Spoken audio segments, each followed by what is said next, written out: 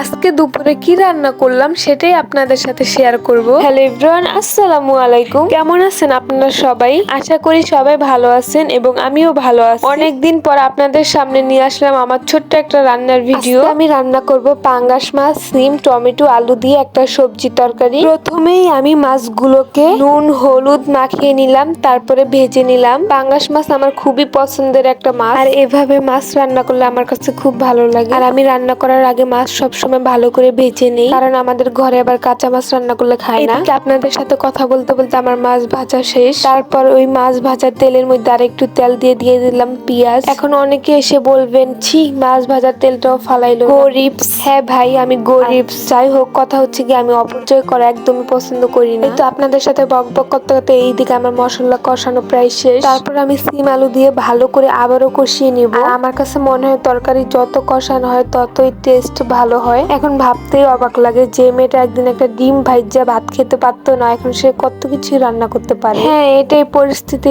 আর সময় মানুষকে সবকিছুই শিখায়। বিয়ের আগে বাপের বাসায় একটা প্লেট ধুয়েও ভাত খেতাম না, এখন বিয়ের পর সংসারের সব কাজ করতে হয়, বাচ্চা সামলাতে হয়, সারাদিন একটু বিশ্রামেরও সময় পাই না। তারপরও দিন শেষে শুনতে হয় সারাদিন কি করি। এই কথাটা শুনলে বিশ্বাস করেন অনেক কষ্ট লাগে যে সারাদিন এত কাজ করার পরও শুনতে হয় যে কি করি বাসায় থেকে। যাই হোক, অনেক কথা বললাম আজকে আপনাদের সাথে। কথা বলতে বলতে আমার রান্না প্রায় শেষের দিকে। আজকের ভিডিও আর বেশি বড় করব না, এই পর্যন্তই থাকবে আমার আজকের ভিডিও। দেখা হবে নতুন কোনো ভিডিওতে।